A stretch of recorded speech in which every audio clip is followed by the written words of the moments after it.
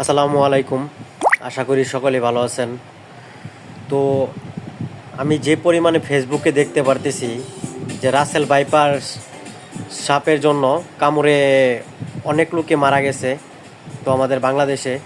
তো সর্বপ্রথমই বলবো যে আমাদের যে চর অঞ্চলগুলো আছে, যে উপকূল জায়গাগুলো এবং ধান খেতে যারা কৃষক ভাইয়েরা যারা কাজ করতেছেন তারা একটু সতর্কভাবে কাজ করবেন, কারণ রাসেল ভাইপার সাপগুলো অনেক জায়গায় ছড়িয়ে গেছে।